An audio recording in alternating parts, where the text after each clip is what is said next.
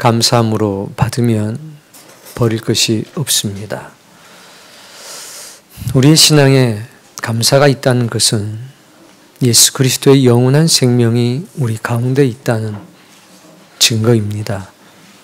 오늘 예배하는 여러분의 가슴 속에, 여러분의 생명의 가장 깊은 곳에 하나님께 대한 감사, 예수 그리스도에 대한 감사, 성령님의 살아있는 역사에 대한 감사가 있기를 원합니다. 아들을 살리기 위해서 스스로 죽음을 선택할 수밖에 없었던 아버지의 이야기가 있습니다. 아내를 먼저 떠나보내고 아들 하나를 홀로 키우는 아버지가 있었습니다. 이 아들이 선천적인 심장의 기형이 있었고 심장 이식 수술이 아니면 더 이상 살 수 없다는 소식을 듣게 됩니다. 심장은 쉽게 구할 수 있는 것이 아닙니다. 그런데 이 아이가 버틸 수 있는 시간이 얼마 남지 않았고 기다리는 아버지는 자신의 심장을 아들에게 주기로 결정합니다. 그러나 살아있는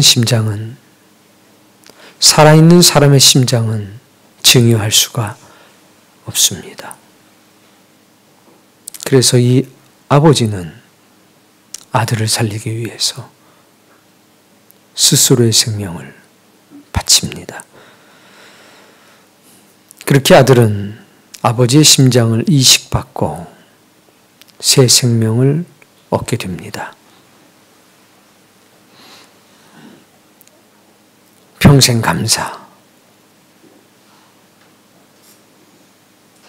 그 아들은 아무리 어렵고 힘든 일이 있어도 자기의 왼쪽 가슴 안에서 뛰고 있는 심장 소리를 들을 때마다 삶의 이유, 살아야 될 이유를 찾습니다. 아버지의 유언대로 삽니다. 아버지의 부탁은 이 아들에겐 타협할 수 없는, 그리고 거절할 수 없는 지고 진순한 삶의 가치요 원칙입니다. 이 아이는 커서 가정을 꾸립니다. 아내에게도 한결같이 말합니다. 내 가슴엔 내 아버지의 심장이 뛰고 있습니다. 내가 누리는 모든 것은 지금 눈에 보이지 않지만, 지금 살아계시진 않지만 아버지의 선물입니다.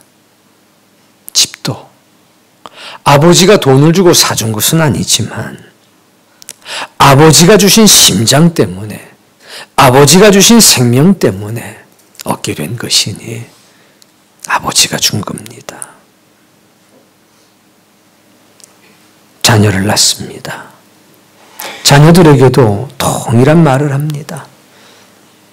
이것은 할아버지가 주신 선물이다. 할아버지가 한 번도 얼굴을 본 적도 없고 나한테 선물 준 적이 없는데요. 아니야. 아버지의 가슴에 손을 대봐. 심장이 뛰지? 이 심장은 아버지의 심장이 아니야. 할아버지의 심장이야. 그래서 이 모든 거는 할아버지가 주신 거야.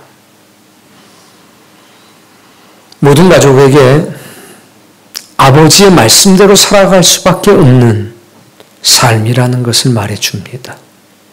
아버지의 부탁은 내게 생명과도 같아. 그래서 그렇게 살 수밖에 없어. 모든 것에 감사할 수밖에 없는 겁니다. 그리고 그는 말합니다. 아버지는 내 안에 살아계신다. 내가 육체 가운데 살아가는 것은 바로 아버지의 생명 가운데 사는 것이다. 사랑하는 성도님, 우리도 그와 같은 존재가 아니겠습니까? 예수님은 우리에게 모든 것을 주셨습니다. 볼 수 있게 해주셨습니다. 들을 수 있게 해주셨습니다. 바르게 생각할 수 있게 해주셨습니다. 사망의 강을 뛰어넘어서 저 천성에 생명의 나무가 있는 하나님 나라 바라볼 수 있게 해주셨고 거기 갈 수 있는 힘도 주셨습니다. 함께 하시면서 수많은 은혜를 주셔서 신자답게 하나님의 사람답게 살 수 있도록 해주셨습니다. 그러나 그 예수님께서 불가피한 선택을 하셨습니다. 죽으심으로만 주실 수 있는 특별한 생명이 있었다는 겁니다. 그래서 불가피한 선택하셨습니다. 죽으셨습니다. 그리고 당신의 영원한 생명을 수많은 사람들의 가슴 속에 다 나누어 주셨습니다. 그것이 오늘 우리를 살아가게 하는 힘이라는 사실을 기억하십시오. 오늘 본문 14절에 바울은 베드로에게 이렇게 말합니다. 네가 유대인으로서 이방인처럼 살면 네가 유대인답게 살지 못하면서 어찌 이방인들을 유대인답게 살라고 하겠느냐? 무슨 얘기냐? 유대인이 유대인답게 살지 못하면 하늘의 복 누릴 수 없다는 겁니다. 왜 믿는 사람이 이방 사람들처럼 사냐 이겁니다. 주님의 심장을 가지고 사는 사람이 왜 그 은혜를 잊고 사냐 이겁니다. 오직 진리와 생명의 말씀에 매여져 살아가야 될 사람이 왜 다른 사람의 눈치를 보면서 왜 작은 이익에 매여져 사냐 이겁니다. 왜 스스로를 극복하지 못하고 살아가냐는 얘기입니다. 신자가 신자다움을 잃어버리면 아무것도 아닙니다.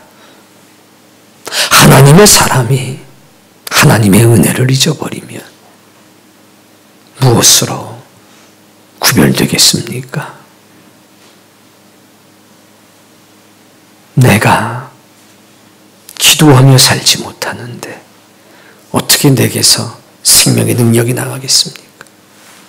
내가 하나님의 말씀을 지키고 살아가지 못하는데 내게서 어찌 선한 것이 나가겠습니까? 사랑하는 이들 앞에서 자녀가 되었든 배우자가 되었든 부모님이 되었든 잘 되길 원한다고 말할 때 야, 이 아버지가 너 잘 되라고 말하지. 야, 이 엄마가 너 잘 되라고 말하지. 아이고 제가 어머니 아버지한테 잘 되라고 말씀드리는 거죠.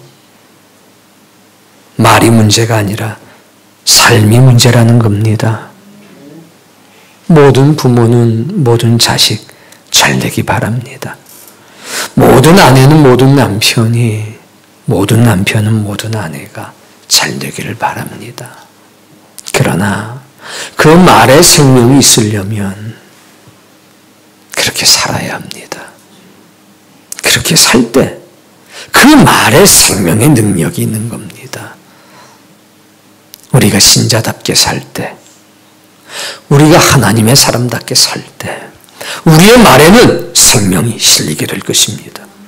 그리고 그 말은 단순히 말이 아니라 삶의 능력이 돼서 내가 사랑하는 가족들, 내가 사랑하는 사람들, 그들의 삶을 변화시킬 겁니다. 여러분, 또 다른 한 해가 이미 시작이 됐습니다. 저는 이 한 해가 여러분들에게 복된 한 해가 되기를 바랍니다. 그냥 명목상 살아가게 되는 날들이 아니라 하루하루가 생명의 가치가 있고 존재의 의미가 있고 보석처럼 빛나는 하루하루가 되기를 바랍니다. 주님을 믿는다는 이름을 가지고 살아가는 사람이 아니라 날마다 내 심장 속에서 주님의 심장이 뛰는 그 소리를 듣기를 바랍니다. 하늘 아버지가 오셔서 우리의 가슴에 귀를 대시고 내 아들의 심장이 네 속에 있구나. 너는 내 아들이구나. 너는 내 아들이구나. 손을 붙잡으시면서 내 아들 예수의 피가 네 혈관 속에 흐르고 있구나. 너는 내 딸이로구나. 그 신의 음성을 들을 때 우리의 삶은 벅찬 감격 속에 머무를 수 있습니다.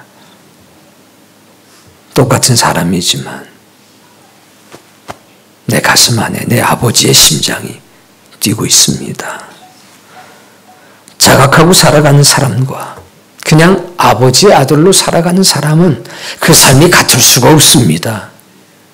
사랑하는 성도 여러분, 그냥 교인과 예수 그리스도의 심장을 가지고 살아가는 사람은 같을 수가 없습니다.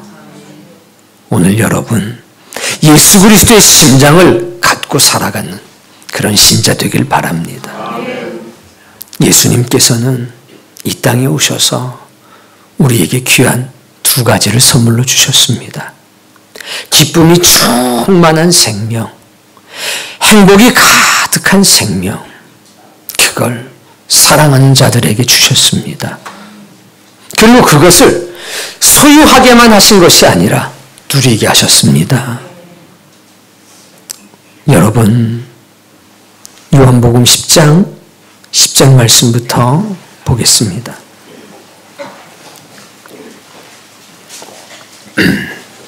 요한복음 10장 10절 말씀. 도둑이 오는 것은 도둑질을 하고 죽이고 멸망시키려는 것뿐이요.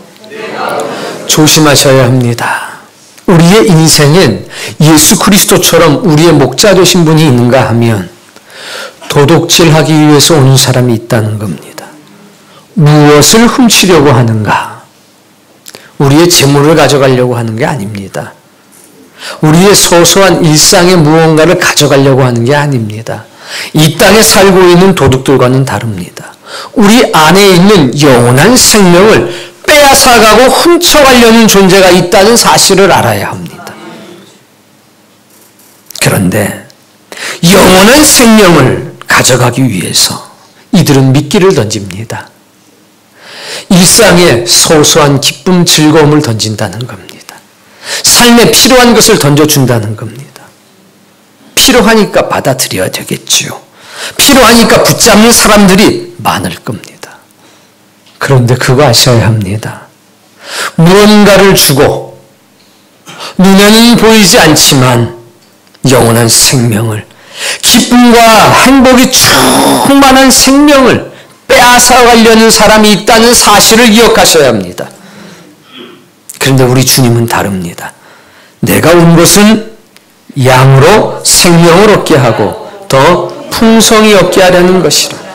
두 가지입니다. 첫 번째, 영원한 생명을 주시겠다는 겁니다. 원래 있던 게 아닙니다. 영원한 생명. 이 영원한 생명 안에는 영원한 기쁨, 이 영원한 생명 안에는 영원한 행복이 있습니다.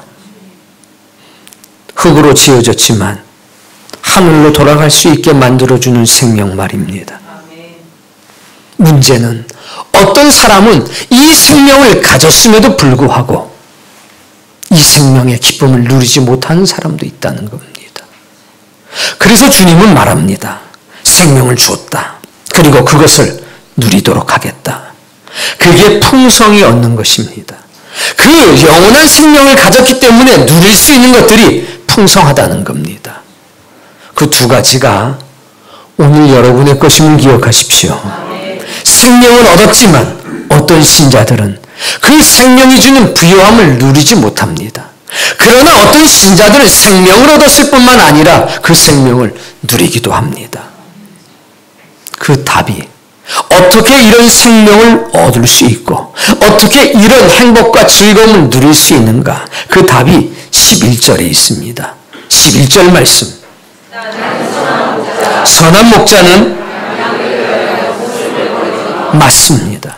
이 생명이 우리에게 어떻게 주어졌느냐? 예수 그리스도의 죽음입니다. 이 세상에서 가장 위대한 사랑이자 가장 위대한 헌신입니다. 이 사랑이 우리에게 새로운 삶을 준 것입니다. 심장 이식과 같습니다. 주님의 심장이 아니면 영생을 누릴 사람이 없습니다. 하늘의 복을 누릴 수가 없다는 겁니다. 이 주님의 심장이 우리의 심장 안으로 들어오지 않으면 우리는 자꾸 죽습니다. 생각이 죽고 말이 죽고 행동이 죽습니다. 그러나 이 그리스도 예수의 심장이 내 안에 들어와서 뛰기 시작하면 생각이 살아납니다. 말이 살아납니다. 행동이 살아납니다. 삶이 살아나기 시작합니다. 그래서 우리는 주님의 심장으로 살아야 한다는 얘기입니다. 예수님께서 요한복음 15장에 이렇게 말씀하셨습니다. 따라 읽어볼까요? 내가 너희에게 이것을 이름은 말씀하신다는 얘기입니다. 지금 예수님이 하시는 말씀 속에 무언가 특별한 게 있습니다. 여러분은 주님의 그 말씀을 결코 놓쳐서는 안 됩니다. 따라 읽어봅시다. 내 기쁨이 너희 안에 있어 너희 기쁨을 충만하게 하려 함이라. 살아가면서는 기쁨이 있습니다. 그러나 그 기쁨이 즉 터져서 흘러 넘치는 사람들은 오직 그리스도 예수의 기쁨이 역사하는 사람들만 누릴 수가 있습니다. 신자는 모름지기 기쁨이 충만한 사람들입니다. 흘러 넘치는 사람이란 얘기입니다. 컵에다 받아놓은 것하고 다릅니다. 안에서 솟아나 넘쳐나는 겁니다. 그리고 이렇게 말씀합니다. 사람이 친구를 위하여 자기 목숨을 버리면 이보다 더 큰 사랑이 없느니라. 죽어야 새겨지는 사랑이 있습니다. 죽음으로 주어지는 생명이 있다는 말입니다. 예수님은 그것을 우리에게 심으신 겁니다. 친구를 위해서 자기 목숨을 버리는 것보다 큰 사랑이 없다. 왜? 죽어야지만 새겨지는 사랑이 있더란 얘기입니다. 죽음으로써 주어지는 생명이 있다는 겁니다. 그게 하늘의 생명입니다. 그래서 예수님이 죽으심으로 그 생명을 우리의 영혼 속에 심으신 겁니다. 그런데 안타깝게도 도둑질하는 사람들이 와서 여러분에게 있는 그 생명에 대한 소중함을 빼앗아 가버렸습니다. 잊어버리게 했습니다. 먹고 살면서 잊어버립니다. 하나님의 말씀을 멀리 하면서 잊어버리게 됩니다. 이것은 내 아버지의 심장이야.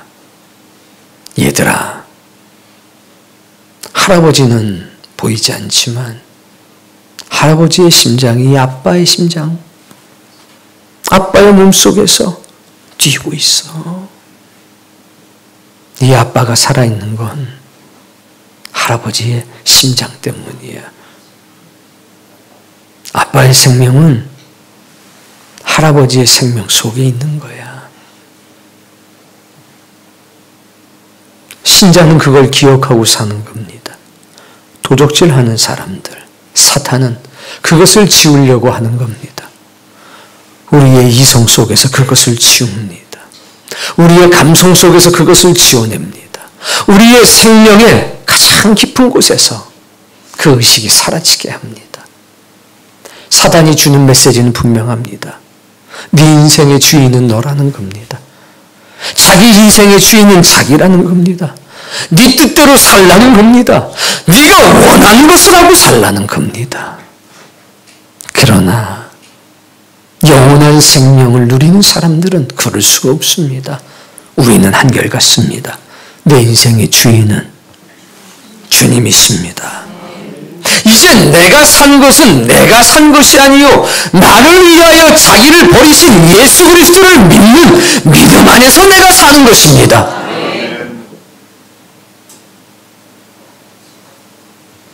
자기 자신을 버리는 사랑. 신자는 예수 그리스도의 그 사랑 안에서 살아가는 존재입니다. 그것을 기억하고 사는데 내 것이라고 주장할 수 있는 게 무엇이 있습니까? 그 심장이 지금도 내 가슴 안에서 뛰고 있는데 내가 어떻게 사람의 일에 매여 살겠습니까? 하나님이 오셔서 우리 가슴에 귀를 대시고 야, 내 아들 예수의 심장이 네 안에서 뛰고 있구나. 너는 내 아들이구나. 그 하나님께서 왜 우리를 그냥 버려두시겠습니까? 너를 낳은 너 아버지는 너를 잊어버려도 나는 결코 너를 잊지 않을 것이요 너를 실어 버리는 일이 없을 것이라. 너의 이름을 내 손바닥에 새겼고 너의 성벽이 항상 내 앞에 있느니라. 네가 어디에서 나를 부르든지 내가 너와 함께 할 것이라. 네가 물 가운데 있을지라도 내가 그 자리에 함께 할 것이고 네가 불 가운데 지날 때라도 내가 그 자리에 함께 하리라. 너는 나의 것이라. 내가 너와 함께 하리라. 그게 신자입니다. 이런 생명의 기쁨을 누리며 살았던 사람이 있으니 다윗이 그런 사람이었습니다. 다윗은 하나님으로부터 이 생명을 받았습니다. 받았을 뿐만 아니라 그 생명을 누리고 살았습니다. 그래서 다윗의 삶엔 기쁨과 행복이 넘쳐났습니다. 사랑하는 성도님, 신앙은 관념이 아닙니다. 신앙은 이념이 아닙니다. 신앙은 단순한 이상이 아닙니다. 신앙은 현실과 이상을 하나로 만들어주는 겁니다. 하늘의 것이 이 땅에 충만해지는 것, 그것이 신앙입니다. 경험되어지더라 이겁니다. 보이지 않는 것을 경험할 수 있더란 얘기입니다. 썩을 것이 썩지 않은 것들을 소망할 수 있게 되는 것이 신앙이더란 얘기입니다. 현실의 강팍함 뛰어넘을 수 있는 게 믿음이더란 얘기입니다. 오늘 여러분들에게 그 은혜가 역사되길 바랍니다. 시편서 23편을 찾아서 읽어보겠습니다.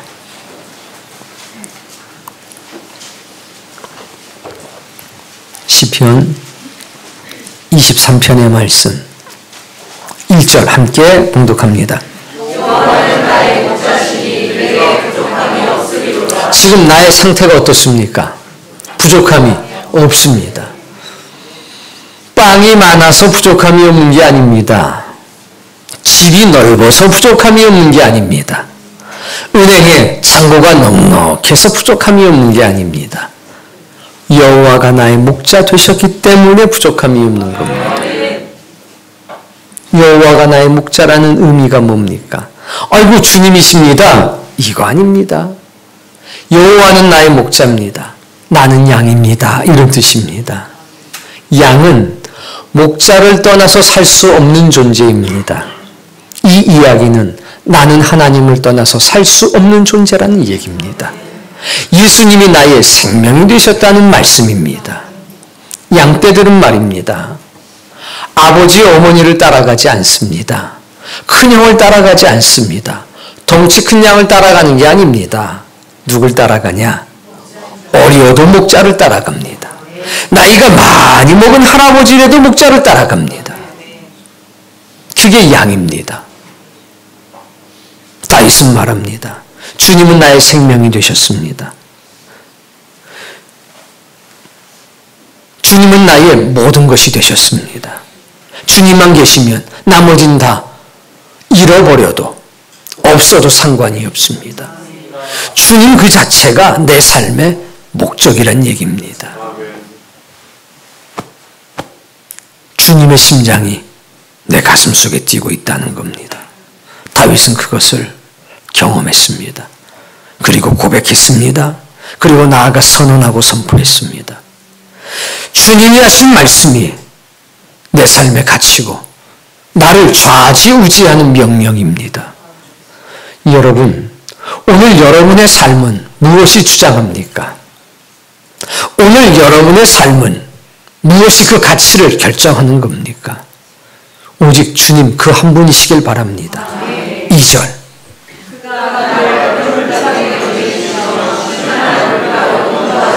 양들에게 푸른 초장은 먹을 양식이 되는 것이고 양들에게 물은 광야에서의 물은 생명 그 자체입니다. 그런데 양된 다윗은 이렇게 고백하는 겁니다. 내가 노력해서 이 물을 찾았습니다. 내가 노력해서 이 초장을 발견했습니다.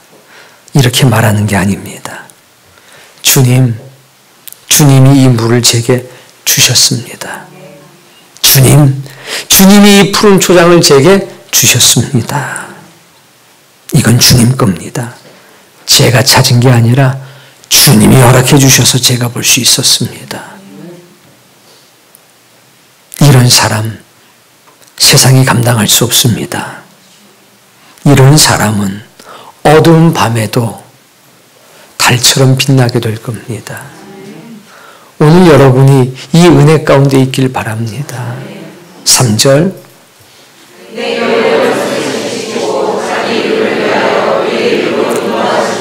나에게 새로운 생명을 주셨습니다.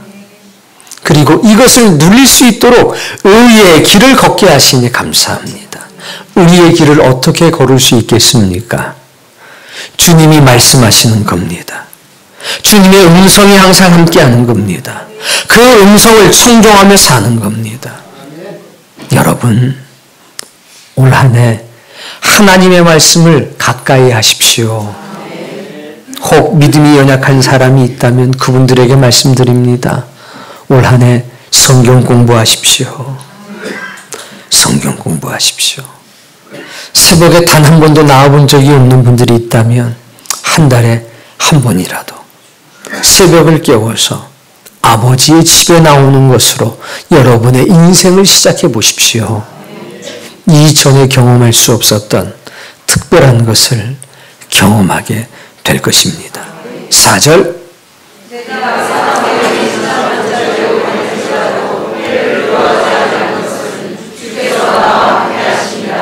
사망의 음침한 골짜기, 죽음이라고 하는 것, 질병이라고 하는 것, 굶주림이라고 하는 것, 기근이라고 하는 것, 즉 내 인생에 가장 힘들고 혹독하고 어려운 시간이 찾아와도 나는 걱정하지 않는다는 겁니다. 왜? 그것이 보이는 게 아니라 주님만 보인다는 겁니다. 주님이 지팡이와 막대기가 돼서 나를 보호하실 거기 때문에 나는 걱정 없다는 겁니다. 그래서 이방 땅에 들어가 숨어 살면서 억울한 누명을 쓰고 사울 왕에게 쫓기면서도 다윗은 행복할 수 있었습니다. 누구 때문에? 주님 때문에. 자신의 가슴 속에서 예수 그리스도의 심장이 뛰고 있는 것을 경험하고 있기 때문에 이거 문제가 안 됐다는 겁니다. 사랑하는 성도님, 인생에 고통과 아픔과 억울함, 이거 피할 수가 없는 겁니다. 생각을 해보십시오. 어떤 이는 무릎 꿇고 기도합니다.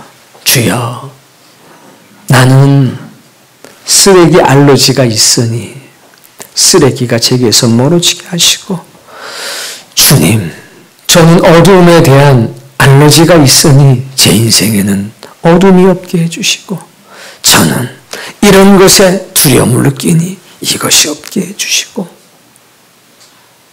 그것이 은혜라고 말하는 사람이 있습니다. 그것으로 하나님의 살아계심을 확인하려는 사람이 있습니다. 환경이 바뀌면 그는 어떻게 되겠습니까? 그러나 그 옆에서 또 다른 이는 이렇게 기도합니다. 주님, 저는 쓰레기 더미 속에서 살아갈 수 없는 존재인데 주님 그 속에서도 살 수 있도록 저를 지키소서. 저는 어두우면 두려움에 꼼짝도 할 수 없는 존재인데 어두움 속에서도 하나님의 일할 수 있도록 제 마음에 등불을 비춰주옵소서.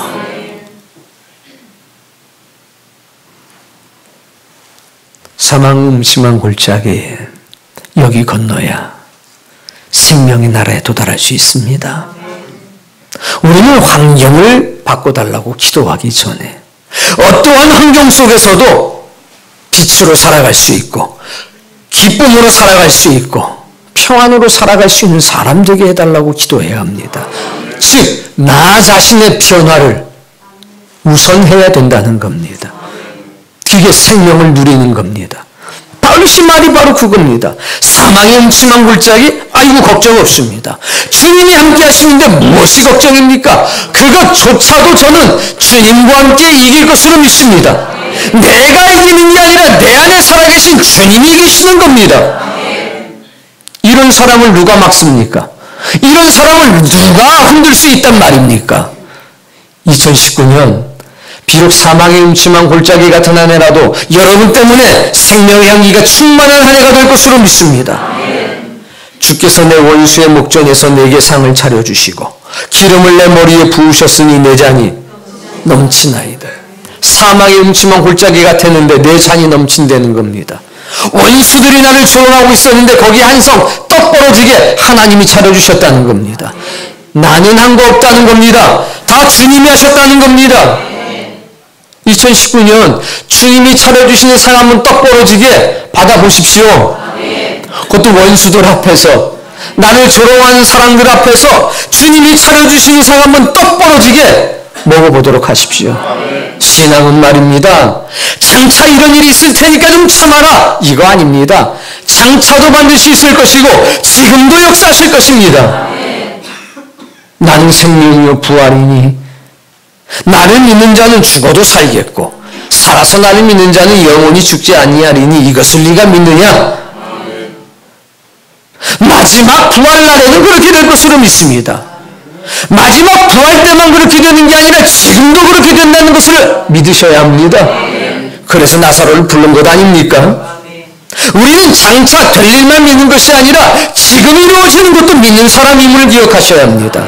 지금 이루어지는 것 속에서 생명의 힘을 찾아야 장차 이루어질 일까지 인내할 수 있는 겁니다.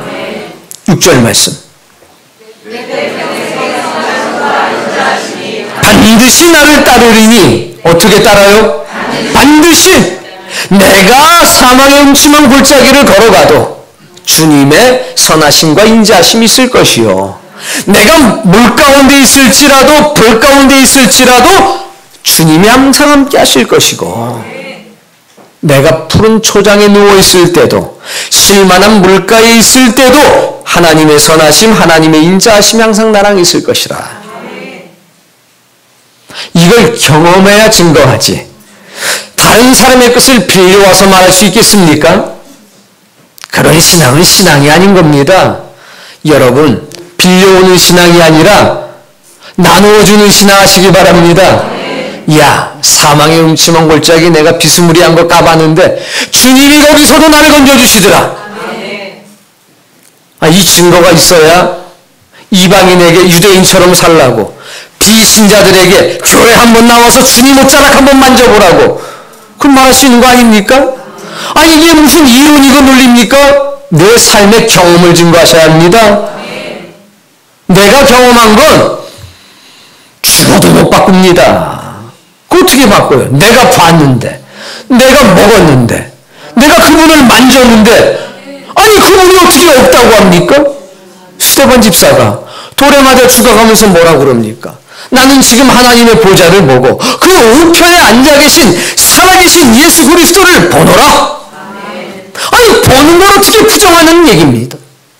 마지막 죽어가면서 주여 저들의 죄를 용서해 주옵소서. 예수 그리스도를 봤기 때문에 그렇게 기도할 수 있는 겁니다. 2019년 그 은혜 누리십시오. 그리고 나서 중요한 말씀을 이어붙입니다. 따르리니 내가 여호와의 집에 영원히 살리로다. 아멘. 이 땅에서 주님의 선하심과 인자하심 평생 평생 함께 동행한 사람들은 자연스럽게 이 놀라운 축복을 얻게 되는 겁니다. 이 땅에서는 주의 선하심과 인자하심과 내가 동행하였더니 장차는 여호와의 집에 내가 영원히 살게 됐습니다. 이 땅에서 행복을 누렸더니 하나님의 나라에서도 행복을 누리게 됐습니다. 사망의 음침한 골짜기에서도 주의 음성을 들었더니 아버지의 나라에서 영원히 들어오시게 됐습니다. 이것이 책 속에 있는 글이 아니라, 이것이 다윗의 간증이 아니라 오늘 예배하는 여러분의 간증이 되길 바랍니다. 그리고 여러분의 자녀들이 여러분의 간증을 통해서 믿음의 반석 위에 서게 되기를 바랍니다. 오늘 본문에 분명히 말씀하셨습니다. 앞에 뒤에 다 필요 없습니다. 내가 육체 가운데 사는 것은, 내가 지금 생명을 가지고 살아가는 것은 나를 사랑하사 나를 위하여 자기 자신을 버리신 하나님의 아들 예수 그리스도는 바로 그런 분입니다. 나를 위해 당신의 생명을 버리신 그분, 그 아들을 믿는 믿음 안에서 그분의 생명으로 살아가는 것이라. 이 위대한 사랑이 다른 사람에게 있는 게 아니라 오늘 나에게 있다는 사실을 기억하셔야 합니다. 나를 위해 자신의 생명을 버리신 주님의 사랑을 내가 받고 있다는 사실을 기억하십시오. 나는 왜 근데 가슴이 뜨겁지 않나요? 도둑질 당한 겁니다. 기억을 도둑질 당한 겁니다. 영원히 살아 숨쉬는 은혜의 감성을 도적질 당한 겁니다. 그래서 이 벅찬 감격을 누리지 못하고 사는 겁니다. 어떻게 해야 되느냐? 되찾으셔야 합니다. 기쁨이 가득한 영원한 생명을 주셨습니다. 주신다고 한 게 아니라 주셨습니다. 그 생명이 주는 참된 부여함을 주셨습니다. 그것을 위해서 당신의 생명을 버리셨습니다. 그 사랑을 오늘 여러분이 받은 겁니다. 나를 살리려고 십자가를 지신 주님이 여러분의 눈에는 보이십니까? 사망의 잔을 마시고 우리에게는 생명의 잔을 넘기시는 주님의 모습이 여러분에게는 선명하게 보이십니까? 그 은혜가 오늘 나를 살아가게 한다는 것을 여러분은 인정하고 사십니까? 인생의 험한 파도가 밀려와도 넉넉하게 이기며 행복한 미소를 지을 수 있는 사람, 바로 자기 자신을 버리신 사랑 앞에서 살아가는 사람들입니다. 이 사랑이 내 앞에 있음을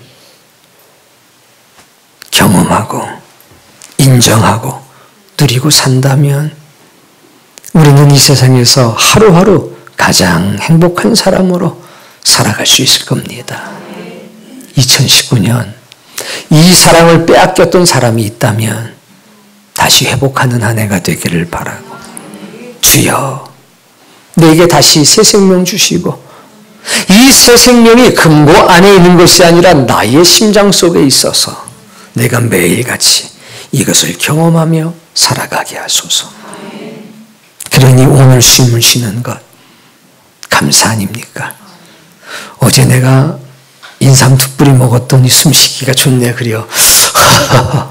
아이고 어제 좀 입금이 좀 두둑하게 돼가지고 좀 살기가 좀 낫네 그려. 이건 이방인들이 사는 방법입니다. 우린 아닙니다. 내가 숨을 쉬는 것도 그분의 생명 때문입니다. 내가 오늘 무언가 쉴만한 물가를 만난 것도 주님이 주신 것입니다. 얘들아, 너희가 누리는 모든 것은 할아버지가 주신 거야. 지금 아버지의, 이 아빠의 가슴 속에선 할아버지의 심장이 뛰고 있어. 우리는 사랑하는 가족들 앞에 그렇게 고백할 수 있어야 됩니다. 여보, 내 심장 안에는 주님의 심장이 뛰고 있어. 내가 산 건 나를 위해 자신을 버리신 예수 그리스도의 생명 가운데 사는 거야.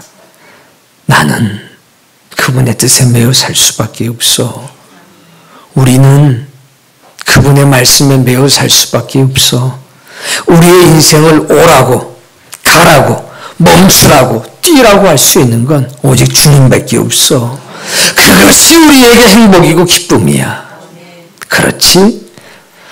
이렇게 말할 수 있는 행복이 오늘 여러분에게 있기를 바라고, 그 감사가 여러분의 삶뿐만 아니라 여러분의 가정 모두의 삶이 되고 기쁨이 되길 바랍니다. 주님, 숨을 쉬는 것조차도 감사합니다. 가져가셔도 감사합니다. 주셔도 감사합니다. 그저 내가 산 것은 주님의 은혜 가운데 사는 것이고, 내가 붙들어야 될 한 가지는 주님밖에는 없습니다. 주님 오셔서 나와 동행해 주옵소서. 이 놀라운 고백과 기도가 오늘 예배하는 여러분의 간증이 되기를, 고백이 되기를 주의 이름으로 축복합니다.